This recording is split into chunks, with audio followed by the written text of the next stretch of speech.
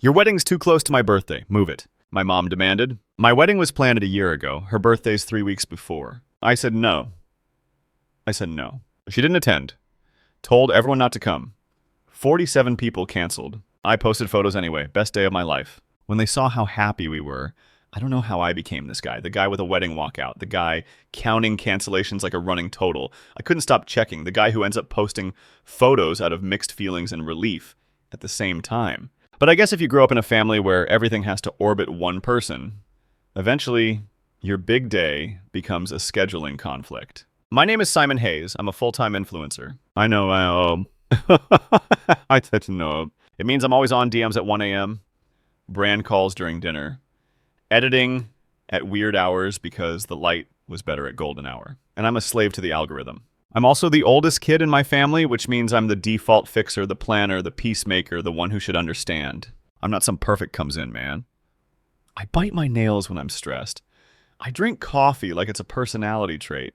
I refresh my analytics way too often, like numbers can tell me I'm safe. And I'm superstitious in dumb little ways. I knock on wood without thinking. I won't post big news on a Tuesday because Tuesday posts flop. And I wear the same beat-up black ring on my right hand for every major shoot because the one time I forgot it, a whole collab fell through. Coincidence? Sure. Am I changing? No. I've been with my fiancée Rachel for 3 years. She's the kind of person who closes cabinets like a normal human and doesn't keep 47 tabs open just in case.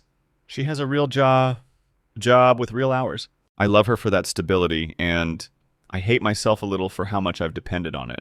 We planned our wedding for over a year, not vibes, not maybe spring. I mean, contracts signed, date locked, deposits paid, save the dates already on fridges. And then one random Tuesday, my mom called me while I was filming a stupid morning routine clip in my kitchen. I had a ring light on, my coffee was going cold, and Rachel was in the other room on a work call. I answered with my influencer voice on accident. Hey, Mom. She didn't even say hi. She said, your wedding is too close to my birthday. Move it. I actually laughed like a reflex. Like my brain thought she was doing a bit. What? I said, my mom, Linda, sighed like I'd asked her to explain gravity. Simon, it's 3 weeks before my birthday. That's basically my birthday month. I'm not having my son's wedding overshadowing me. I stared at myself on my phone screen.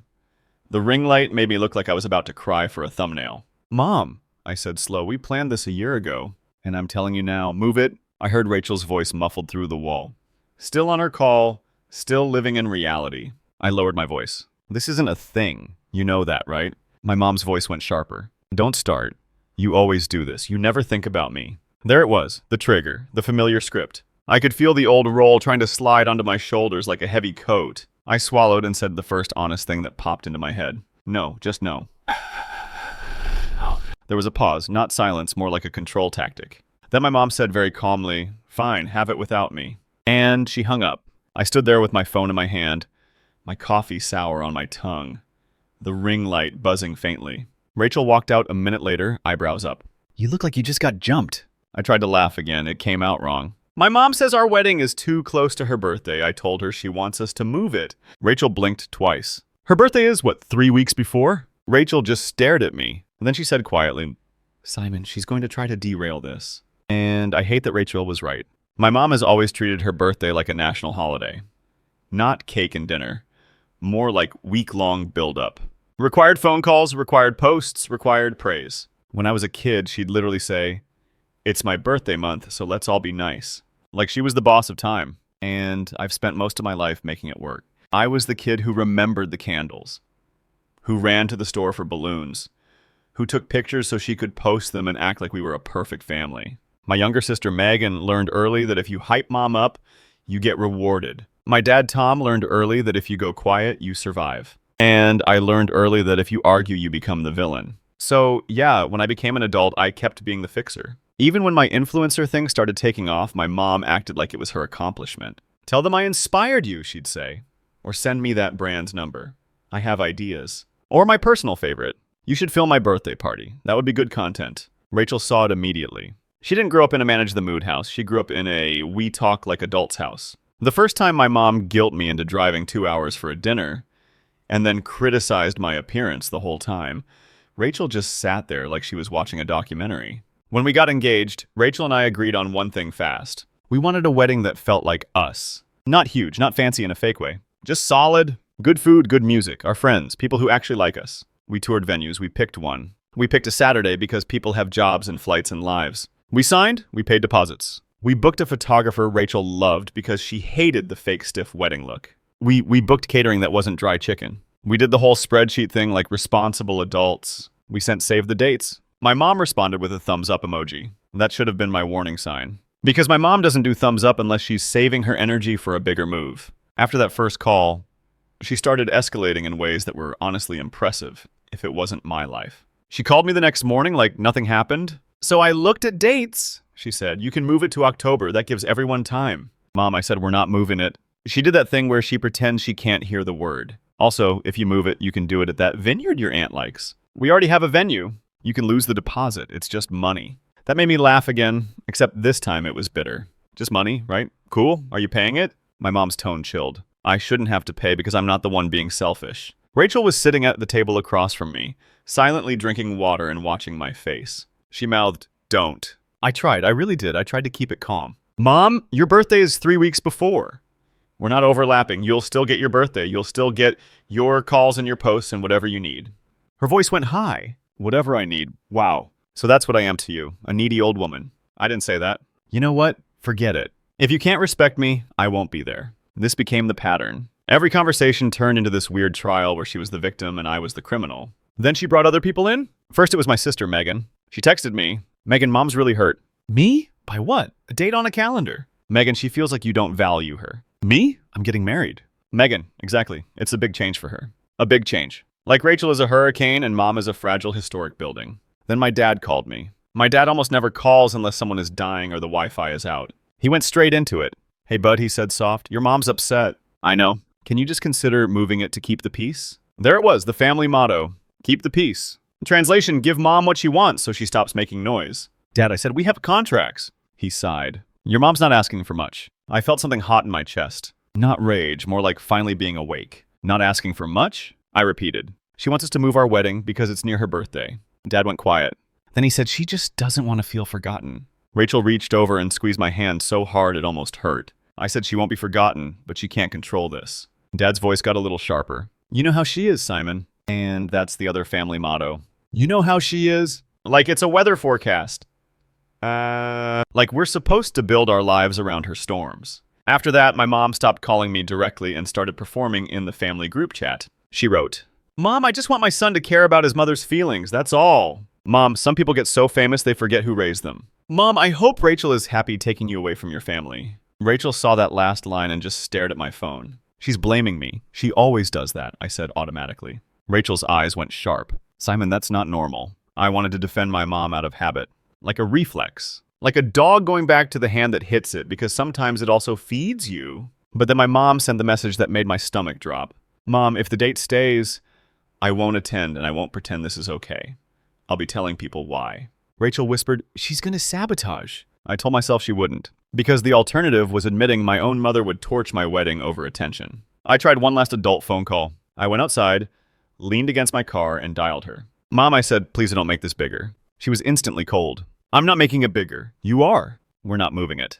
Then you're choosing a party over me. It's not a party. It's my wedding. Exactly. Your wedding. Your world. You're precious, Rachel. I'm just an extra. You're not an extra. But you're not the main character either. Silence. Then she said, low and dangerous, watch your mouth. I exhaled slowly. My hands were shaking like I'd stepped on a landmine and heard the click. I love you, I said. Because I'm stupid. But we're keeping the date. She laughed. Not a funny laugh, a cruel one. Fine, don't worry about me. I'll make it easy.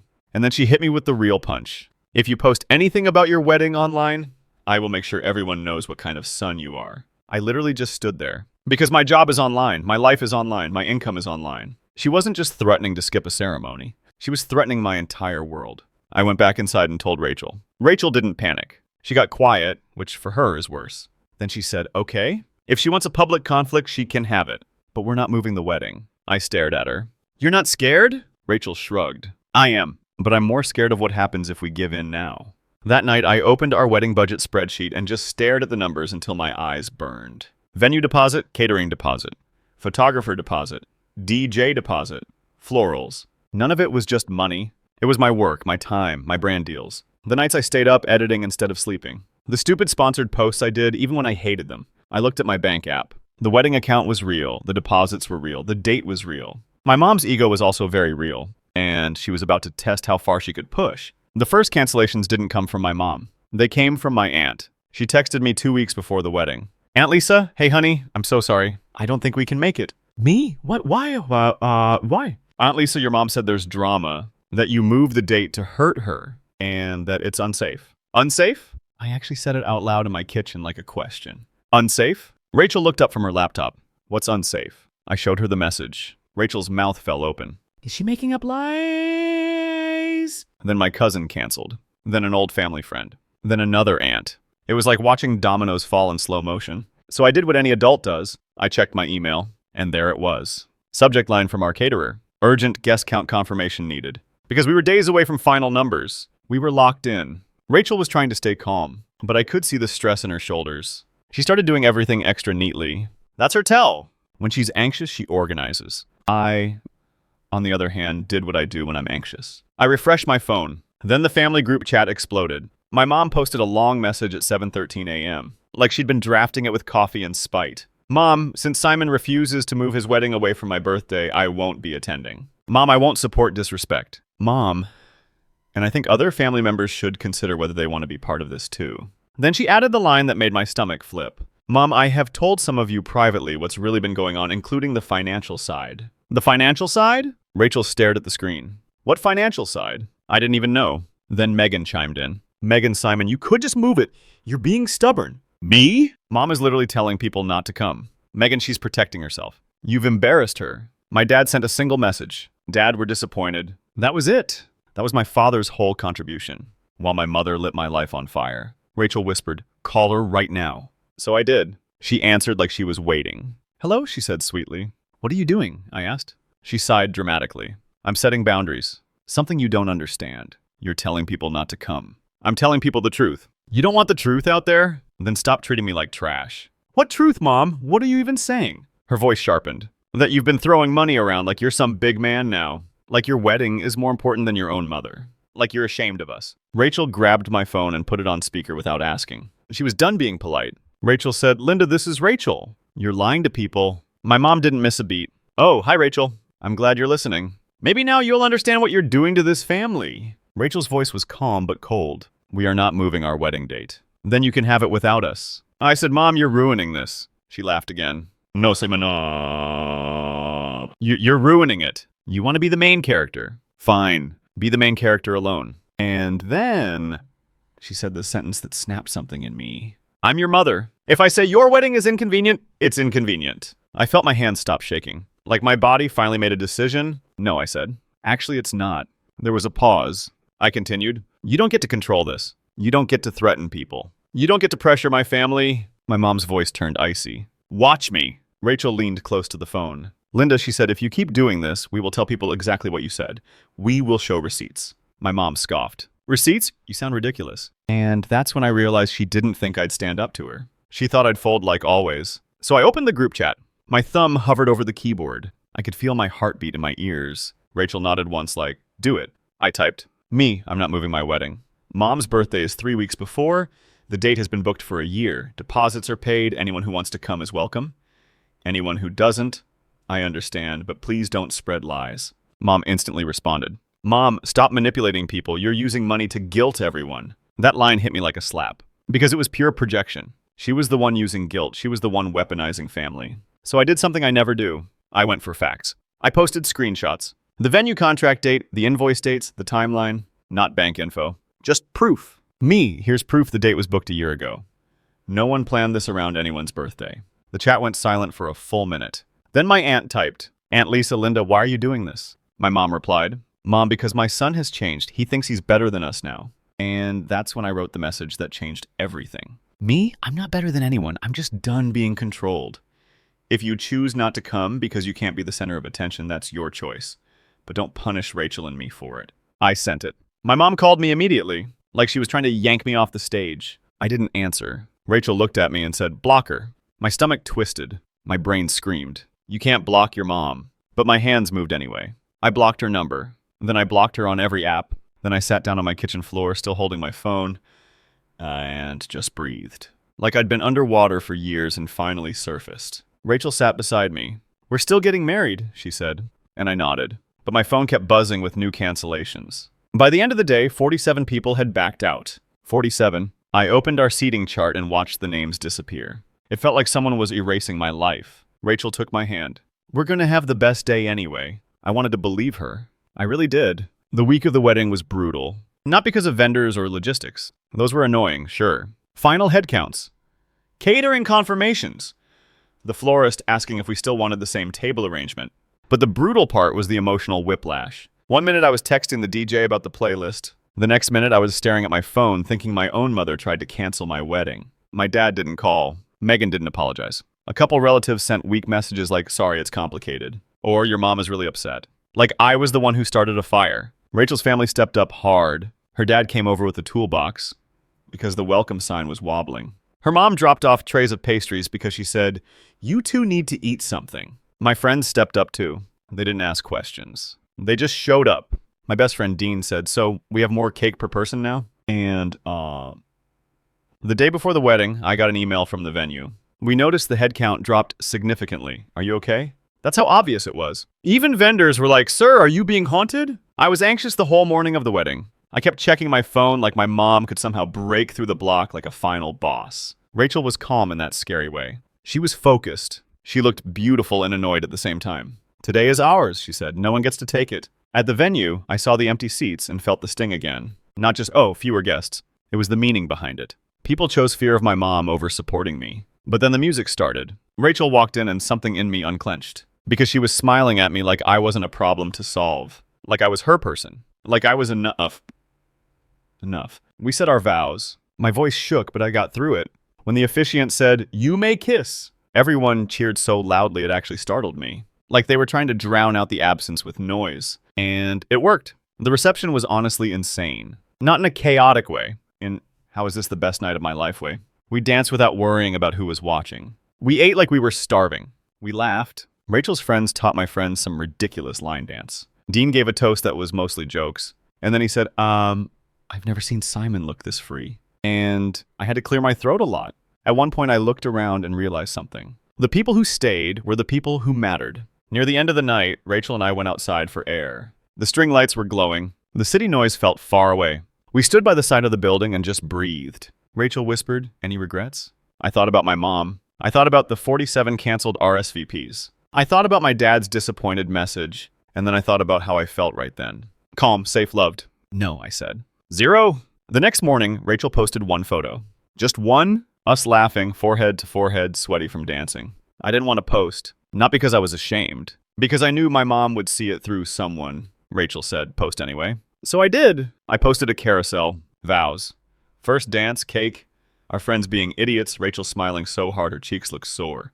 Caption, "We did it. Best day of my life." No subweeds, no drama. Just joy. The post went a little viral. I think because it was real. People love real. And then the messages started. Relatives who had canceled suddenly texted, "You look so happy.